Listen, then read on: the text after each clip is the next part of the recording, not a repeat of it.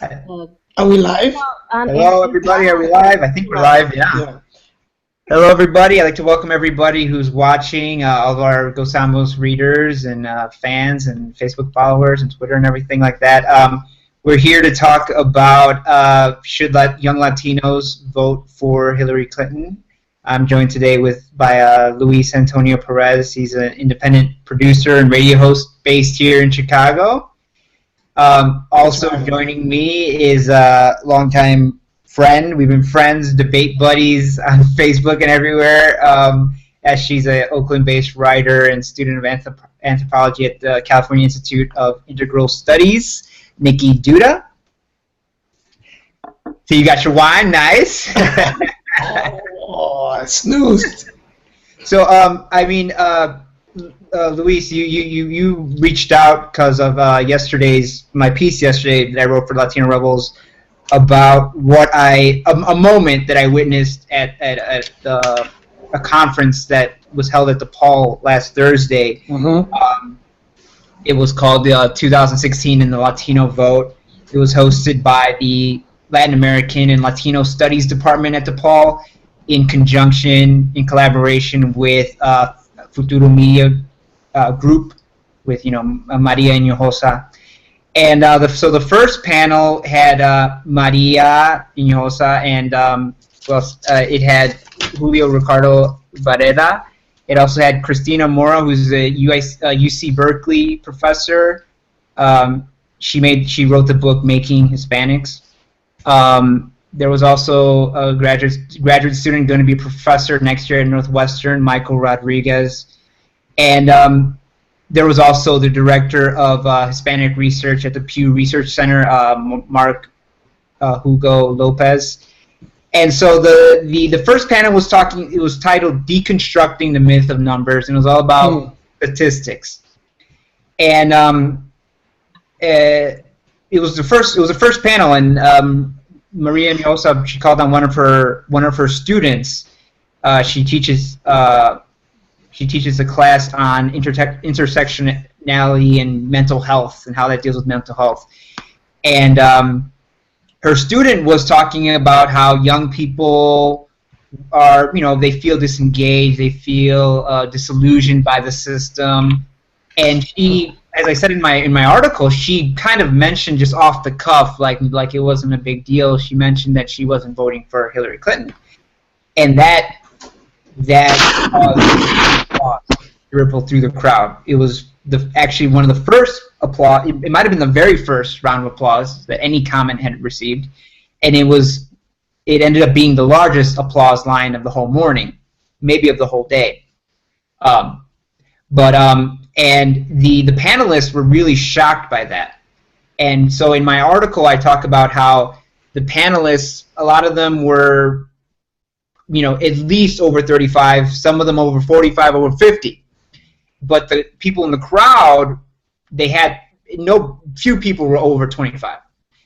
There was also a visiting class there from Roberto Clemente High School, and they applauded the loudest when the student went on to explain, and other students explained, even students from from Roberto Clemente, even they said, I can't vote, but if I could vote, I would not vote for Hillary Clinton, and that got applause too. And so I kind of try to, I'm 31, I'm an older millennial, but I tried to explain then in my piece what these kids were feeling and why I and they don't feel like we're going to vote for Hillary Clinton.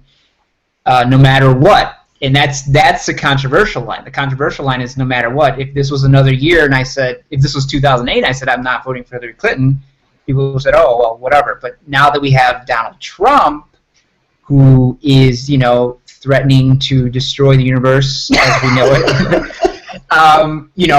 there's this whole Stop Trump movement, that we have to, no matter what's going on the left with liberals, with the Democratic Party, we need to come together and vote for Trump. That kind of it wasn't the stated theme of the whole all the conferences, but that was kind of the major impression. These were older Democrats telling younger Democrats, hey, you had your fun with Bernie. Now it's time to, put on some shoes and, vote for Hillary. Stop the apocalypse. And I wrote, no, we're not going to do that, and this is why we're not going to do that, and this is why, we don't see a difference between Clinton and Trump. Now, saying that, Luis, we've discussed earlier. You made some points about some issues you had with the article with my with that kind of point of view. So just retell us what you were saying, and in the email and back and forth we had earlier. Yeah, for sure. I think I'm also older. I'm 34. I think that I was born in '82. I don't know if that still makes me a millennial. I think I'm like right on the line or whatever. And it was really interesting to me too because it's this political season is like crazy. Like it's so crazy with Hillary Clinton, with Bernie Sanders, the huge surge that he has and the way he resonates with people, with Donald Trump. It's just the craziest thing.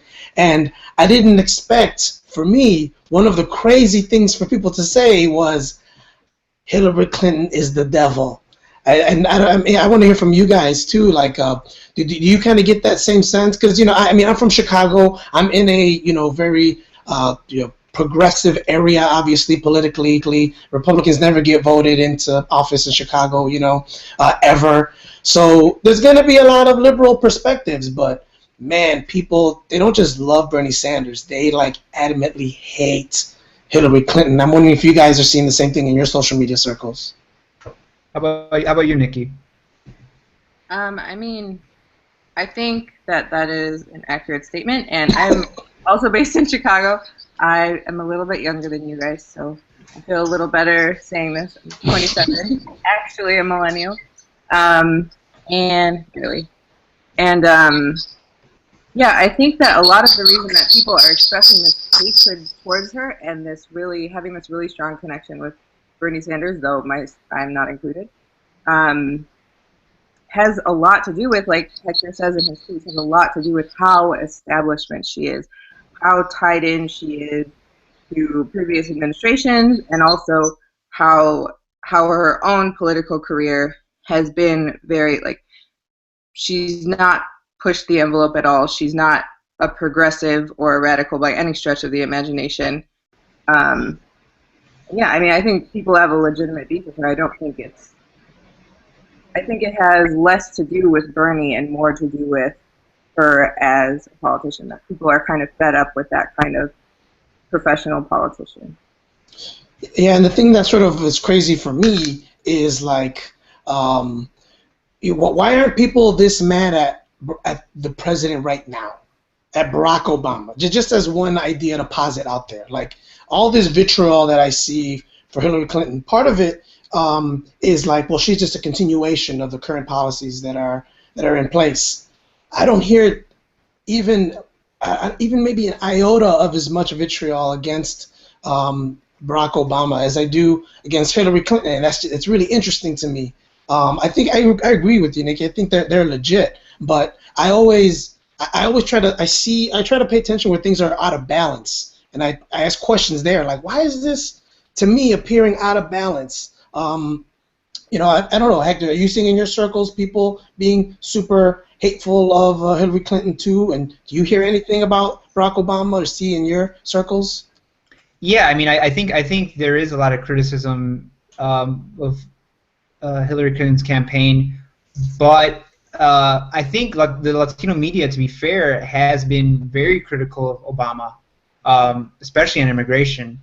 And but if there's anything out of balance with the animosity that we have towards Hillary as compared to towards Obama, it's because Hillary has a way longer record. Obama came into our consciousness maybe 2006, 2007. Barack Obama's the president of the United States. Right, but Hillary Clinton has a record as a longer record as a senator, has a record as a first lady, positions she backed up. She has a record as first lady of Arkansas. She has a record for things she did before that. She just has a longer record. And if her whole thing is that I have experience. This is my time. Look at all this experience I have in government. And she does have a lot of experience. The only problem with that is that her experience shows her consistently taking positions that are not consistent with the Democratic base, with progressivism.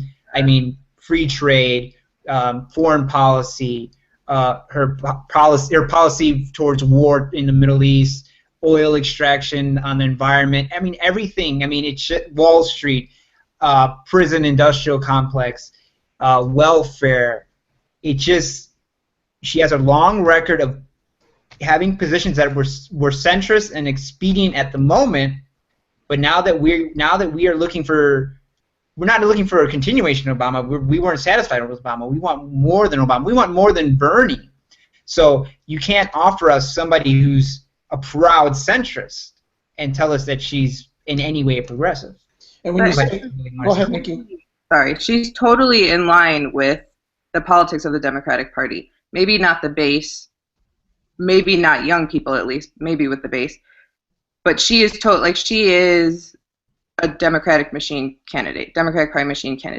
There is no I don't think, if we're talking politically in terms of how she fits into a larger scheme of people who are establishment, whatever word you want to use, she is perfect for that role. Like, I don't think it's fair to say, and you know I have no love for her, but I don't think it's fair to say, like, oh, she's not in line with Democratic Party values, because she totally is. Those are Democratic Party values. Well, I meant the base. I mean, obviously, the problem with talking about Democratic Party values is that, you know, with the two-party system, we have these two big tents. And a Republican, the definition of a Republican is very wide, and the definition of a Democrat is very wide. You have Hillary and Bernie running for the nomination of the same party, and you know, one wants to end the capitalist system, and the other one wants to bolster it to make sure it's safe for generations to come. So, I mean, in any other country, those two people would be diametrically opposed. They'd be facing off in a general election. But in the United States, with the two-party system, they're actually fighting for the same party's nomination, and that's the problem with this two-party big tent definition. You see, and I feel like that's all perception. In my heart, I don't believe that it's that diametrically opposed. You know, I mean, they vote similarly in Congress. They are in the same party. It's not so different. Not in the same way that, for example, I feel like the right wing and the left wing are so diametrically opposed. That feels like and you know, obviously this conversation we're having is couched with like an orb of we as progressives. Even though I myself don't identify as progressive, you know, we're sort of talking about progressives and whether they should be supporting Hillary in this conversation. But I feel like it's like focusing on like the wrong enemy. If you're going to be progressive, you're looking at Hillary Clinton. That's the enemy. The enemy is everyone to the right. It's Ted Cruz. It's Donald Trump. It's the entire Republican establishment and the further right wing. That's the enemy, and I'm just shocked that so much attention and energy is being paid to a relatively liberal, albeit moderate candidate. And did you say obviously liberal? Relatively liberal. I keep saying liberal. Liberal. You know what I mean? Relatively left, but admittedly moderate. It's like, and this is the way I think about it. It's like being mad at your mom for being old-fashioned. Like, you're so angry that she's so old-fashioned. Like, whoa, she's just old-fashioned. She's not your mom anymore. She's not someone who isn't in your family. She's not someone that doesn't share values with you. She's just a little bit different, from a different time, from a different place. You don't need to hate her. You can disagree with her, and if you spend too much time hating her, I feel like that's misdirected energy for young progressives. That's just the way I see it. Nyki? You know what? Sorry. Okay. So I was thinking while you were talking, Luis, this quote, this Noam Chomsky quote popped into my head of like the way to control the citizenry basically is to have two. It's to like basically allow very lively debate within a very small section of the political spectrum, right?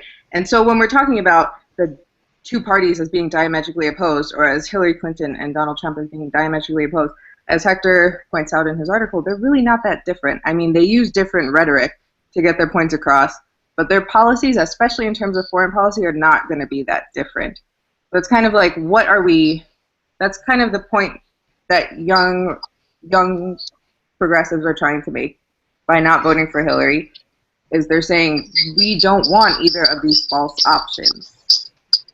I mean, when I hear Trump, to just piggyback off your point, when I hear Trump say, "I'm going to build a wall along the U.S.-Mexico border," I hear Hillary saying, "I'm going to deport everybody who steps across that border." Mm-hmm. It's the exact same policy, and in a way, in an insane way, Hillary's is the less humane, because to put a wall stops people from coming. What Hillary wants to do is detain them in detention centers, private detention centers that gave her millions of money, millions of dollars in money, in funds. And so, I mean, my mom is a Honduran immigrant.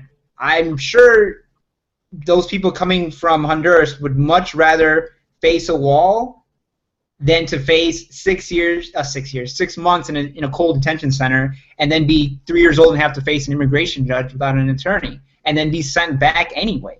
I mean, so and it's just that, and I do think they're diametrically opposed, because I mean, Bernie Sanders wants free education, not free free secondary education. Not only does he want debt-free college, he wants free college, which is what young people, it affects them, but it's actually not that crazy of an idea. He also, wants to raise the minimum wage to 15. Hillary wants to raise it to a paltry, 13 or 12 something, which would still put people at the poverty line. And for a woman who, kind of presents herself as something of a feminist, she should know that most of the people making minimum wage are women. I mean, she does know that as somebody who was on the board of directors at Walmart, who most of their employees who make minimum wage, most of their employees are women. So, I mean, she just has, I don't think she's evil. I don't think she's a devil. I think she is paternalistic in that neoliberal kind of way. You don't know what's good for you. I do. You're going to complain, but you need to take this medicine, and some of you are going to end up in jail, some of you are going to end up broke, but everybody's going to be fine. And that's what young people are rejecting. That's the status quo. That's the establishment. That's what they've been telling us for decades. And that's what we are rejecting. So I wanted to ask you guys, do you think that it's different for Latino progressives, apart from progressives in general, because of the immigration issue? I mean, I think we always talk about how Latinos aren't only about the immigration issue. I think polling shows that the economy is higher up, jobs are higher up, but relative to everyone else, immigration is also super high, and because there's strong opinions about immigration, does that make it a little bit different for young Latino progressives to slide them into a space where Hillary Clinton becomes an unacceptable candidate? Nyki, you want to? I don't want to speak. Okay, so I don't want to speak to that directly, but I was thinking that we're framing this as like a progressive thing of people kind of opting out of Hillary. But in the Republican Party, people have opted out of these people who are these traditional establishment candidates, and that's why we have Donald Trump. Like Tea Party? Yeah, and so a couple weeks, I'm home right now. I'm in the Chicago area right now, and a few weeks ago I was driving around, and on the radio I heard people being told, Trump supporters, why they're supporting Trump. So you would think that they would say all these heinous things like, I hate immigrants. I hate people of color. I hate gay people. I hate trans people. Whatever, whatever, whatever. I want everyone who doesn't work hard enough to be homeless. But their main thing was that he's not a professional politician. That was every single person said that. And it was like, that, like, to me, that is the takeaway, that after Occupy and after these social movements that have been more horizontal in a way, and people have had a chance to govern themselves, to govern themselves in an actual meaningful way, are kind of like, okay, well, maybe we don't need to do this. And for me, what's more interesting about this than people opting out of Hillary is, like, if people are even going to vote. You know, on both sides of the line. I agree. That's what's more interesting to me. I think that's probably what's going to happen. And I agree with you, Nyki. It's an anti-establishment movement that's happening.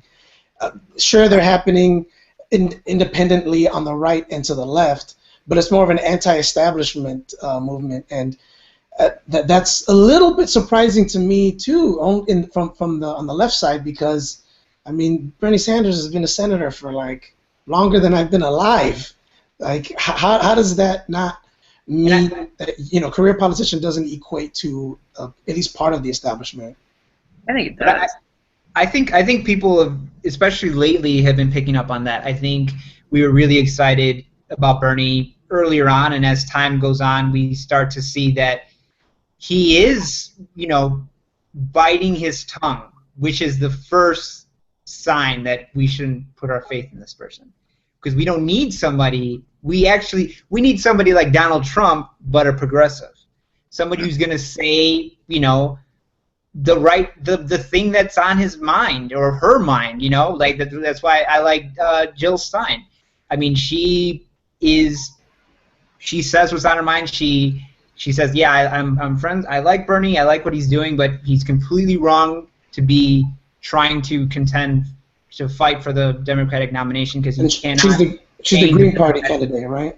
Yeah, she ran for she was a Green Party nominee in 2012, and she's going to be probably the nominee this year. She's running again, and yeah, she keeps saying that it's, you know, obviously as a third party candidate, her whole thing is that the two-party system is broken, and I don't know anybody who could disagree with that. I mean, there's the old joke, you know, that, you know, in Cuba they only have one party, but in the United States we have one more than that. You know, that's not that much. That's not that democratic.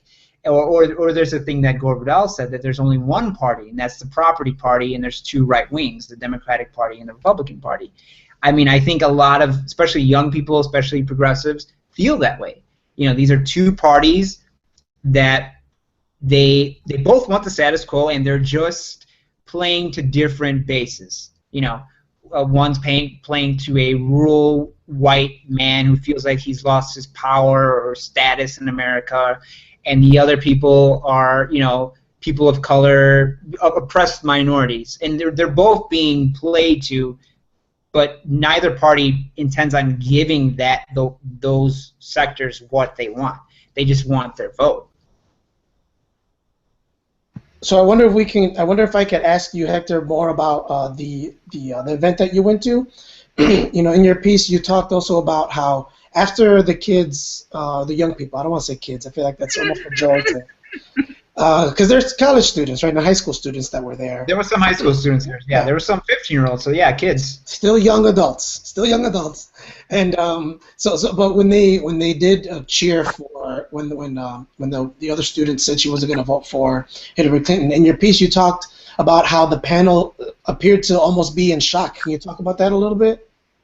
I mean, yeah, they audibly said wow. Like Maria Inhofe audibly said wow. She kept saying wow, and she kept saying wow. They were just shaking their heads, looking at the floor, thinking like, "Oh, wow. And they said, "I did not. They expected some applause.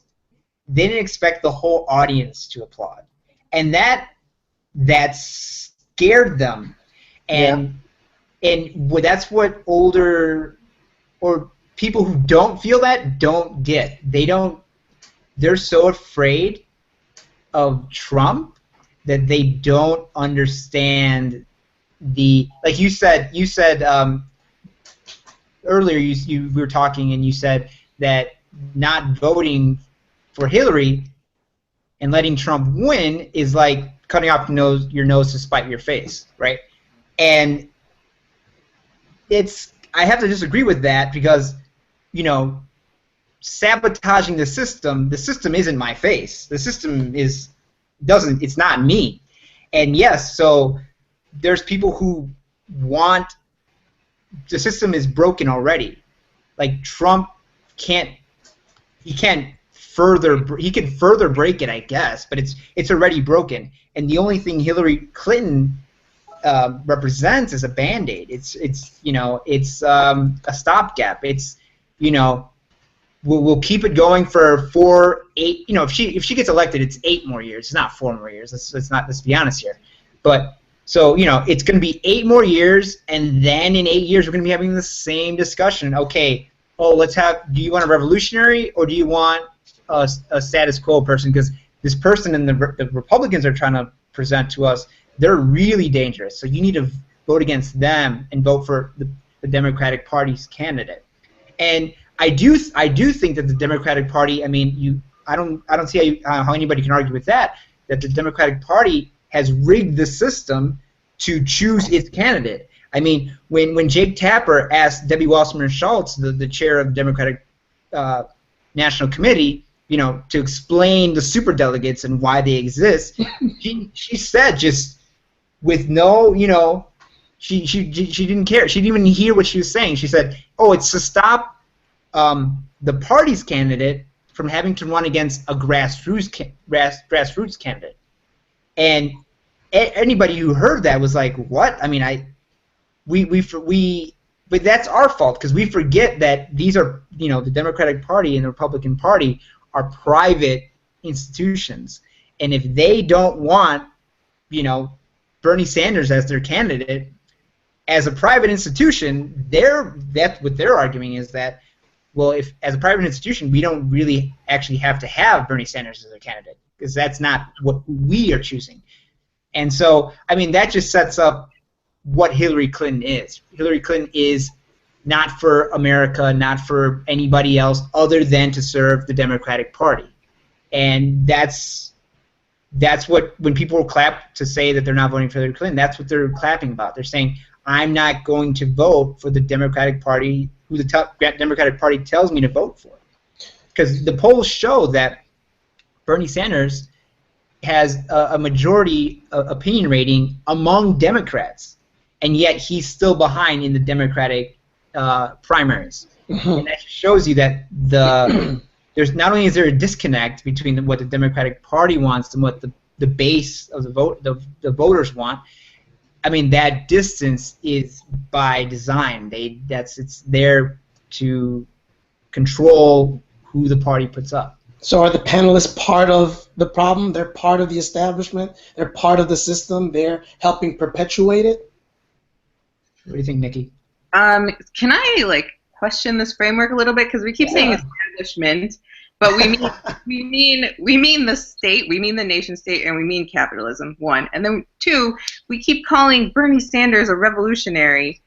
And I would sincerely question that. How revolutionary can you be within this framework of the state? And to me, that is more of a conversation that's worth having than whether or not we can get him to be the party candidate and then co-opted. See, but that's exactly why I have a problem with this, because I agree that's the conversation we should be having, but instead everyone is focusing a whole bunch of energy and attention on tearing down Hillary Clinton, on all these other, I think the bigger conversation is the better conversation, but that's not the conversation I hear. When I get trolled, people come at me about party politics, and I'm like, I think I'm kind of a centrist. I got kind of views on both sides. I don't know, but if my perspective is counter someone else's, whether it's in the right or the left, they go hard on party politics, and I'm like, I think the Tea Party and the Occupy movement were a lot closer ideologically than they think they were, and it's unfortunate to me that instead we spend a whole bunch of time on this other thing, and that's sort of where my like fear comes from when I read your article, Hector, because I'm like, oh my God, these kids are cheering so hard when, to me, and that maybe I'm wagging my finger a little bit, being the older person in the panel right now, but saying like, oh, you guys don't get it, you don't get it, you're focusing on the wrong thing, you're cheering. It almost feels fake. It feels like we're all trying to act woke because Hillary Clinton's an easy target, instead of actually learning, understanding how capitalism is affecting not just here, but all across the Americas, across the world, all these bigger issues of imperialism and other much larger things that we can make change about. And instead, we're mad about Hillary Clinton and picking on things that to me are not like just her to blame. I mean, it's like the whole system is to blame. She's part of the system. She perpetuates it, fine, whatever. But she cheerleads it. I mean, that's not. She doesn't only perpetuate it. She cheerleads it. She says what we need for Central America is another Plan Colombia. She keeps saying that, even though everybody knows Plan Colombia was a disaster for Colombia. But this is the United States. This is not Colombia. Her interest is not there. It's here. That changes it. What's up? You say that again, Nyki? He's framing it in terms of capitalism, in terms of what is beneficial or politically expedient, Hector, your favorite term, for the United States. Not for, she doesn't give a shit about Colombia. Just like she didn't give a shit about Honduras, she doesn't give a shit about any country in the Americas, she doesn't give a shit about any country in the world. And to me, that is why it's a waste of energy to get hung up on Bernie Sanders, because he eventually would have to make those same decisions in the same way, in the same framework. And just because he would maybe make a decision that's a little bit different or a little bit better, like, is that the kind of progress that we're going after? But very good question. You're painting Hillary Clinton as somebody with her hands tied, right? No. And maybe her hands are tied, but she then does something with her hands tied and then agrees with it, and then it spends decades saying, look what I did, wasn't that so great? Hector, she's a politician. Show me one successful politician who has had a career as long as hers who does not do that.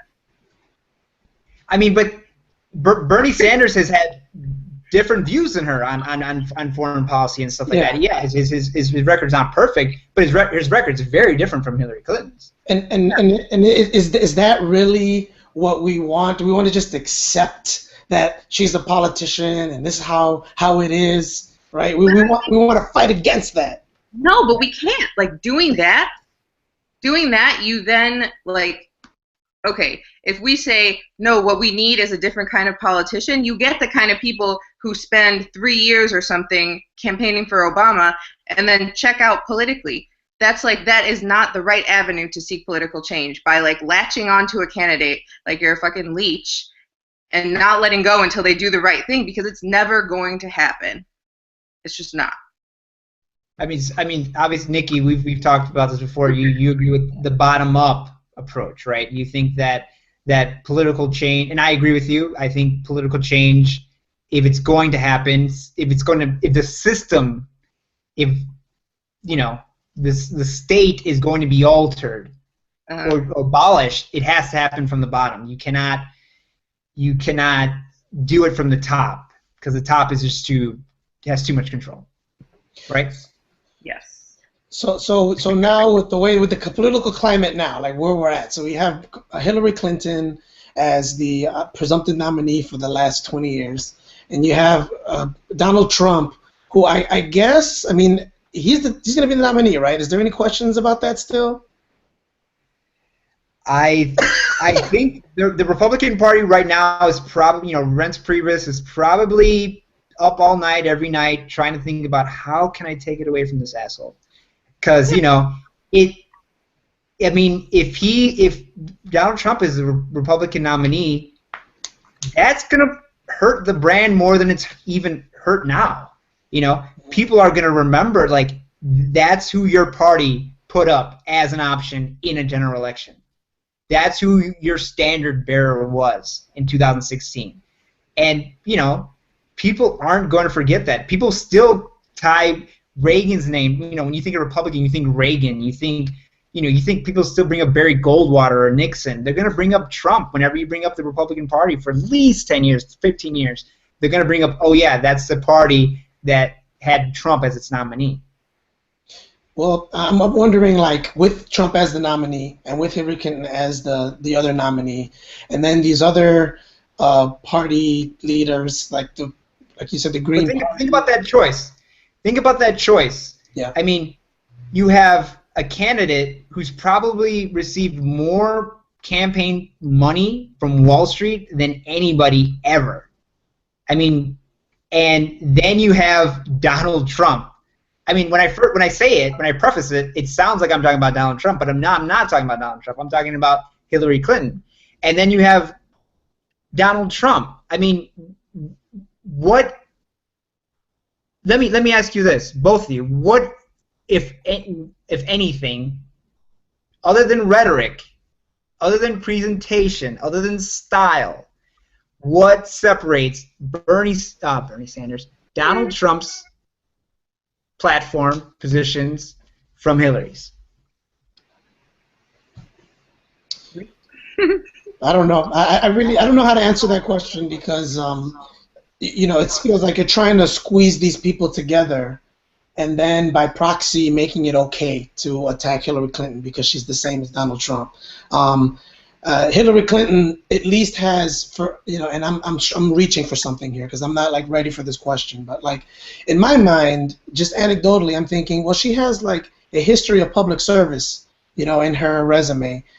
Maybe people don't agree with the policies. Maybe they don't agree with a lot of what she did as Secretary of State. But she has like she actually has like public service in the resume. It's there.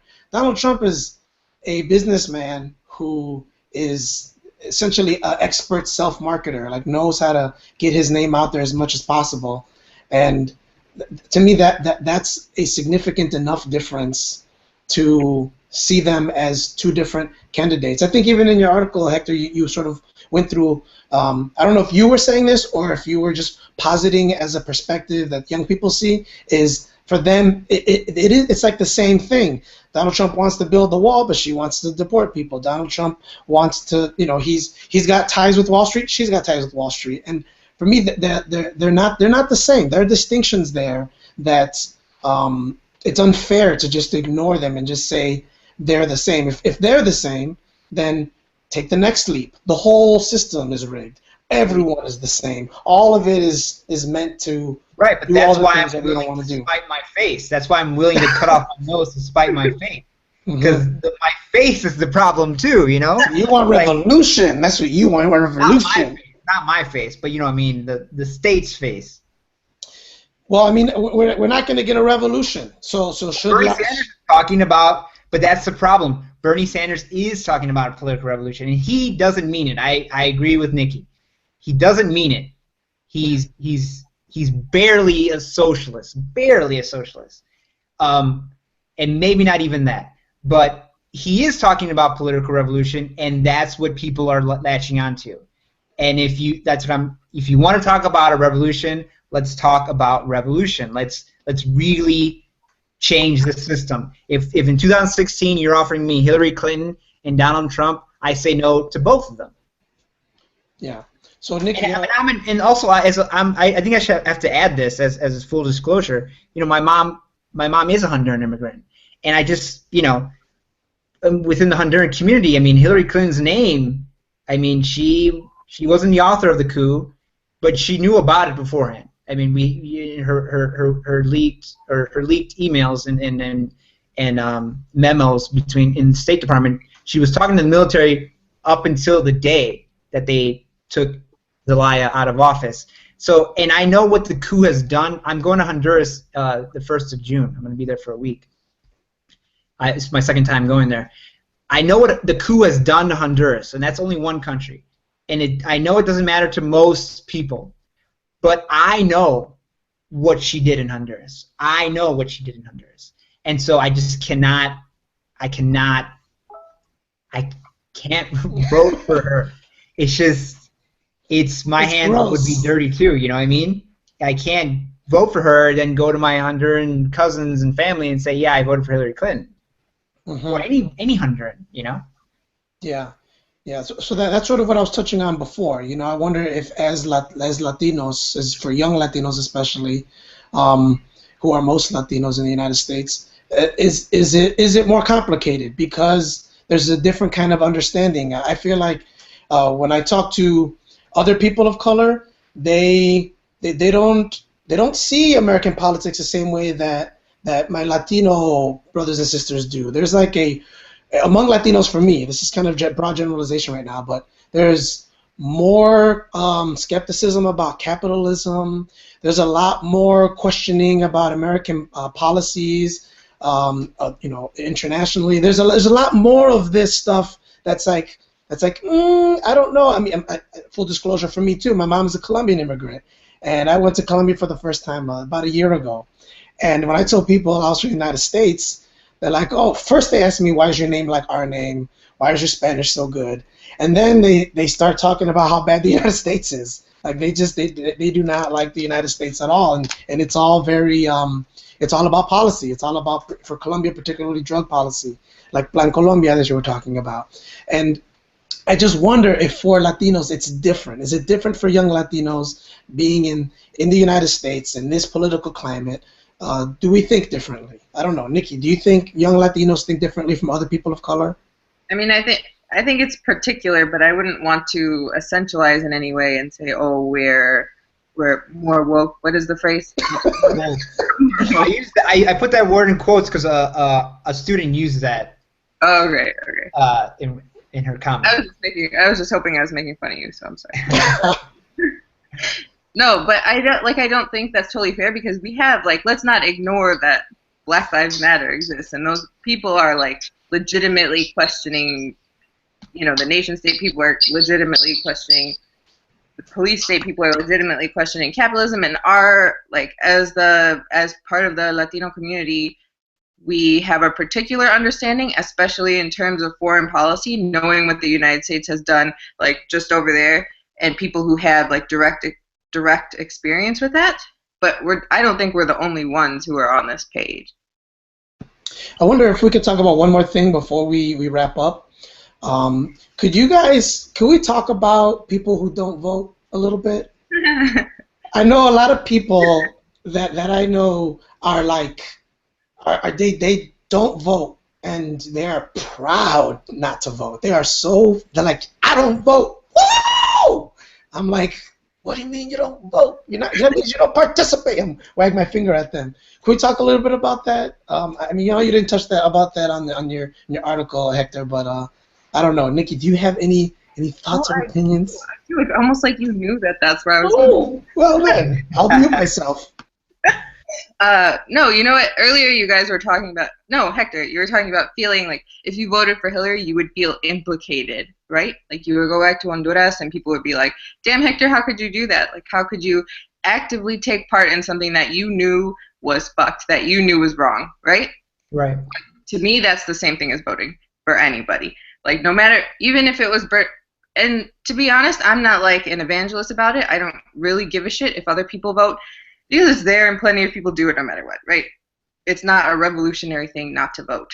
But for me, it feels like you are signing off. You're like giving the okay. You're putting your stamp of approval on somebody that you know is going to go to work next week and like bomb some country or like sign some messed up, some like fucked up free trade agreement, do like cut welfare, whatever. All these things, you are signing off on it, and you're saying that that's political participation. Like, there are plenty of other ways, and I think we've seen this with Occupy, and we've seen it with Black Lives Matter, plenty of other ways to be politically engaged that are a lot more meaningful than going to, like, a public library and putting a little check in a box and going home and watching TV. Like, to me, that's not participation, and what really bothers me about this, like, fervor around Bernie Sanders and, like, almost this really angry energy that people have towards Hillary, which I agree with you, Luis, is kind of strange in itself, because it's like you took our guy away, you know? You made it impossible for Bernie Sanders to get this nomination. Is just like, that's demobilizing. I think, and I think we saw that with Obama, that there was this huge movement around him, people really excited to have him in office, and then as soon as he was elected, it disappeared. And political activity went back down to zero, basically. And No, I agree. I used to be, I mean, Nyki can attest to this, I used to be a lot more naive about voting. I still believe in voting, but I see it as the least thing you can do civically.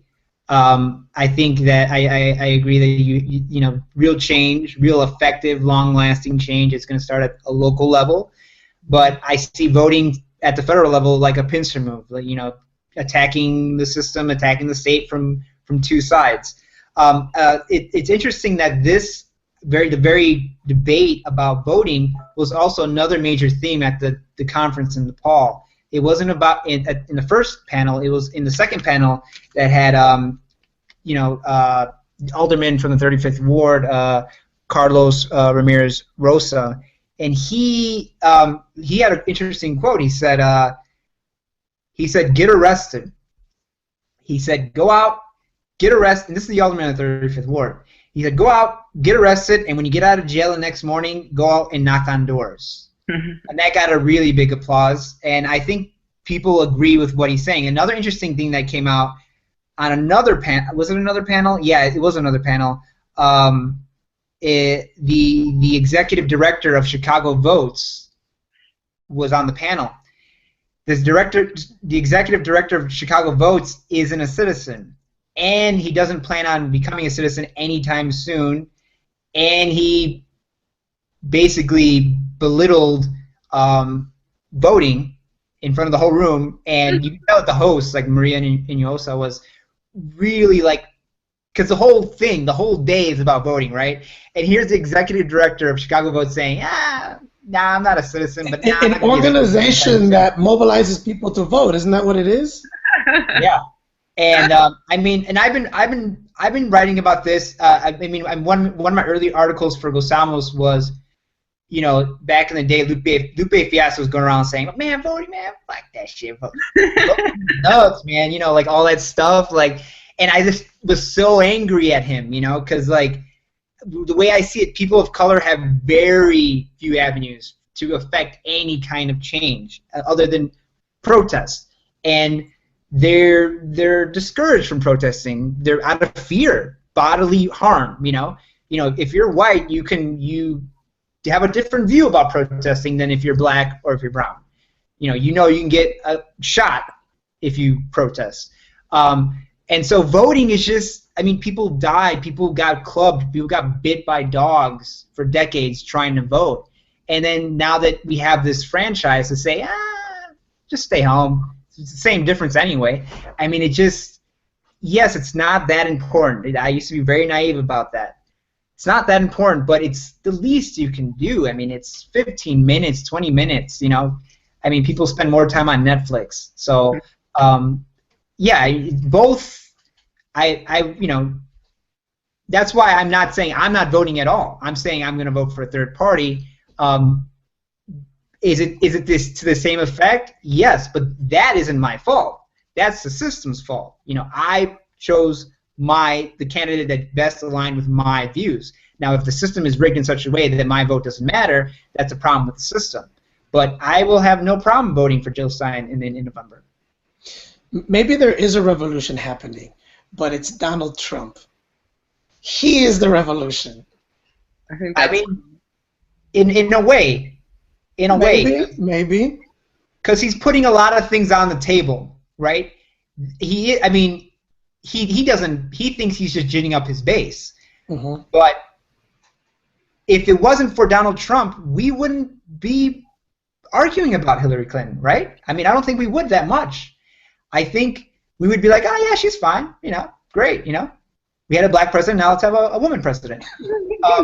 But no, people are saying, okay, shit just got real, Now we got to look at who we're putting up, Yeah. And they're putting up this crazy billionaire guy, nativist, racist, Islamophobe. Who are we putting up? It's not enough. Like, we want the of some people in the Democratic Party at least, want to feel like they're putting up a good alternative to Donald Trump, not just somebody who's not Trump.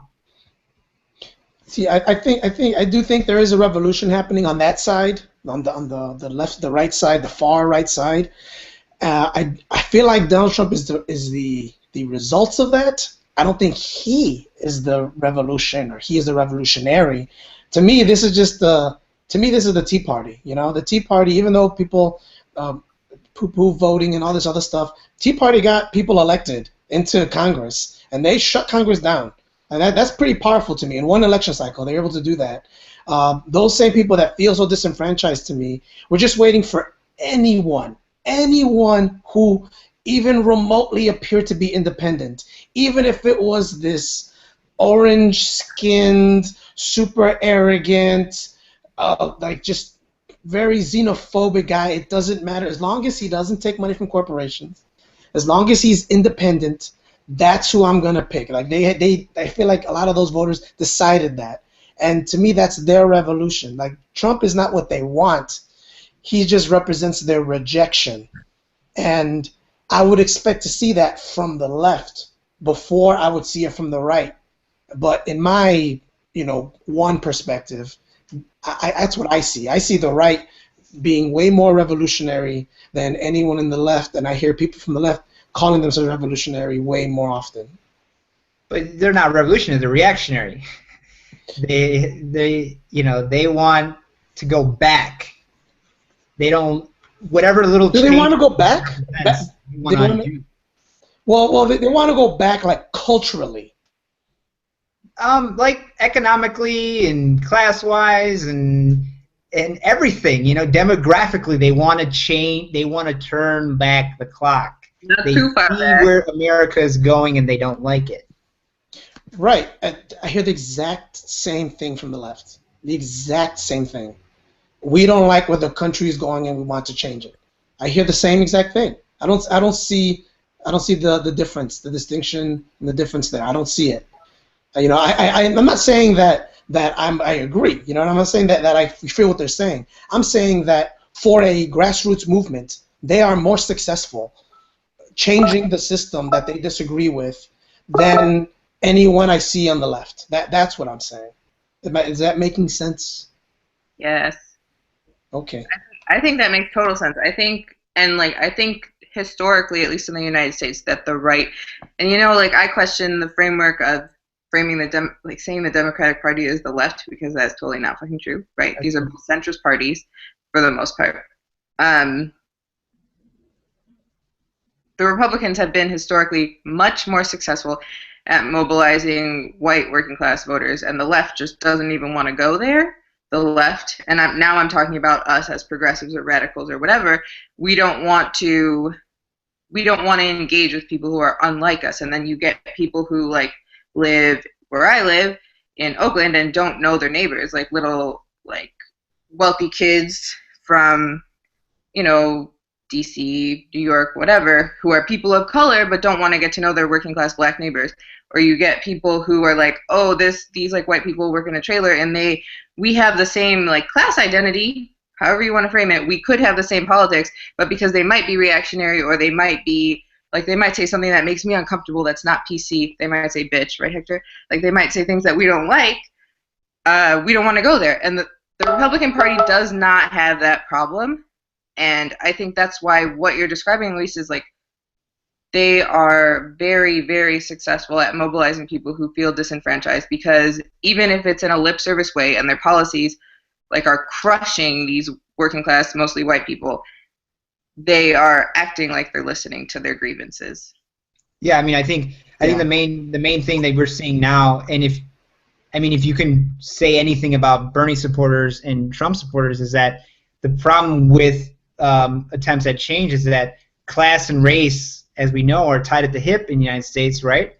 But they're still kept apart. They're still being kept apart. I know Trump supporters who feel exactly how I do about the way the country is. They're just being told to blame Mexicans and Muslims, where on the left we're being told to blame capitalism in the system. But I know Trump supporters, friends of mine, and they feel exactly the same way. They just think that the threat is something else.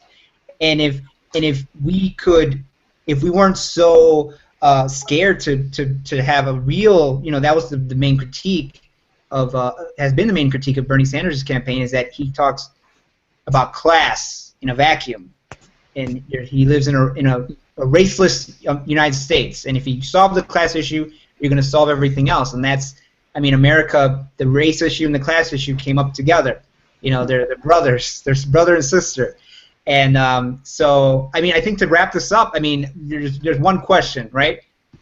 Should young Latinos vote for Hillary Clinton? I'm not going to answer that. I'm not going to answer that question. I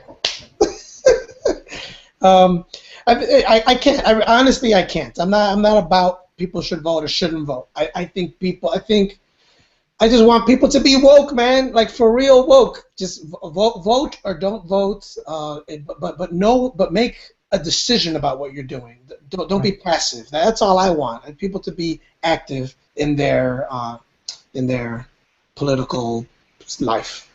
Yeah, don't get it twisted. I do think there's some dumbass Bernie bros out there too who are just like, Bernie, free college.